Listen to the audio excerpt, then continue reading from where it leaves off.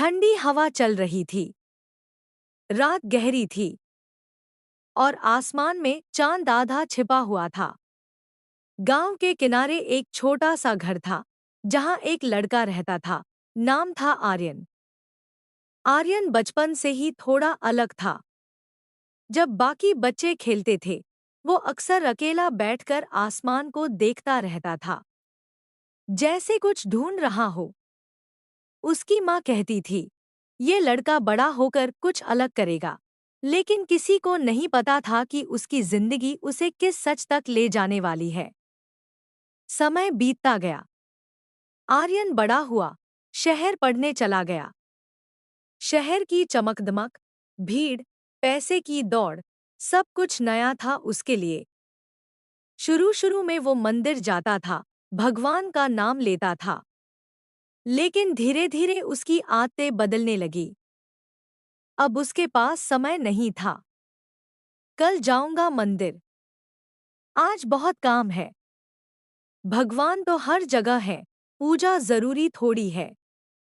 ऐसे बहाने उसके जीवन का हिस्सा बन गए। एक दिन कॉलेज में उसके दोस्त उसे बोले, यार, इतना सीधा मत बन। इस दुनिया में वही जीतता है जो थोड़ा चालाक हो। पहले तो आर्यन ने मना किया, लेकिन धीरे धीरे वो भी बदलने लगा।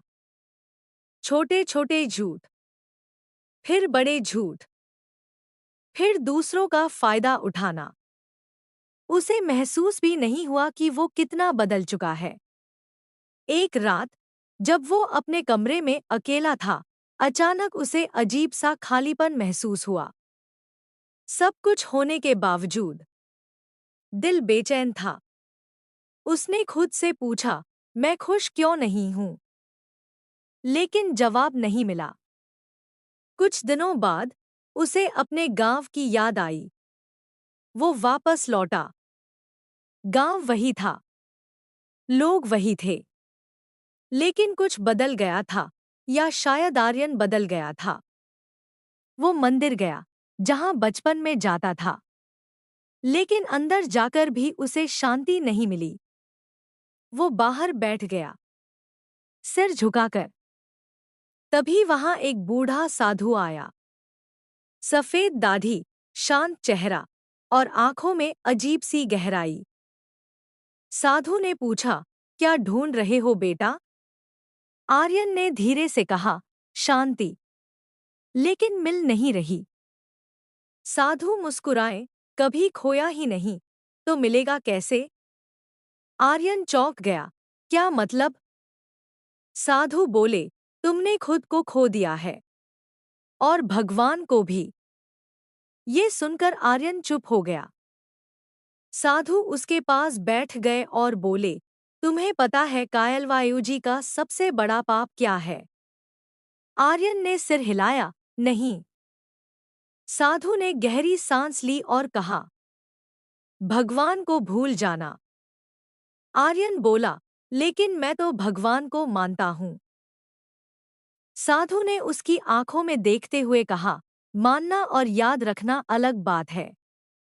जब तुम मुश्किल में होते हो, तब भगवान को याद करते हो।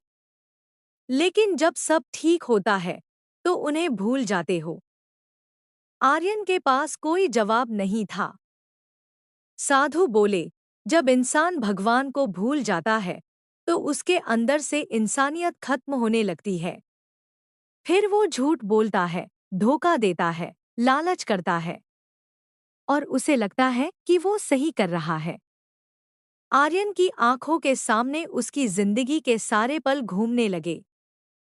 वो दोस्त जिनके साथ उसने धोखा किया, वो मौके जहां उसने झूठ बोला, वो समय जब उसने किसी की मदद कर सकता था, लेकिन नहीं की।